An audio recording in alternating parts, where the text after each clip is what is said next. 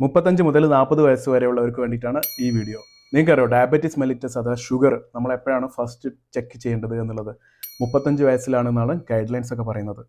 എന്തുകൊണ്ടാണിത്? Heart attack ഒക്കെ വരാൻ സാധ്യതയുണ്ടോ എന്ന് മനസ്സിലാക്കാൻ വേണ്ടിയിട്ടാണിത്. 35 വയസ്സ് കഴിഞ്ഞിട്ടുള്ള യുവാക്കളാണെങ്കിൽ തീർച്ചയായിട്ടും ഒരിക്കൽ ഷുഗർ ഉണ്ടോ എന്നുള്ളത് സ്ക്രീനിങ് ടെസ്റ്റ് ചെയ്യണം. ഏതൊക്കെ ടെസ്റ്റാണ് ചെയ്യേണ്ടത്? ഒന്ന് ഫാസ്റ്റിംഗ് ബ്ലഡ് ഷുഗർ, അതായത് ഭക്ഷണം കഴിക്കാതെ നമ്മൾ രാവിലെ പോയിട്ട് ഷുഗർ ടെസ്റ്റ് ചെയ്യണം. അത് നോർമൽ വാല്യൂ ഇങ്ങനെയാണ് വരിക. ഇത് നമ്മൾ തലേ ദിവസം കഴിച്ച ഭക്ഷണത്തിനൊക്കെ ഡിപ്പെൻഡ് ചെയ്തിരിക്കും. അതുകൊണ്ട് തന്നെ കറക്റ്റായിട്ട് മനസ്സിലാക്കാൻ വേണ്ടിയിട്ട് നമ്മൾ ഉപയോഗിക്കുന്നതാണ് HbA1c, അതായത് 3 മാസത്തെ ആവറേജ് ഷുഗർ ലെവലാണ്. ആവറേജ് ഷുഗർ ഇങ്ങനെയാണ് നോർമൽ വരേണ്ടത്. HbA1c ചെക്ക് ചെയ്യുമ്പോൾ 5.7 താഴെയാണ് നോർമൽ വാല്യൂ വരേണ്ടത്.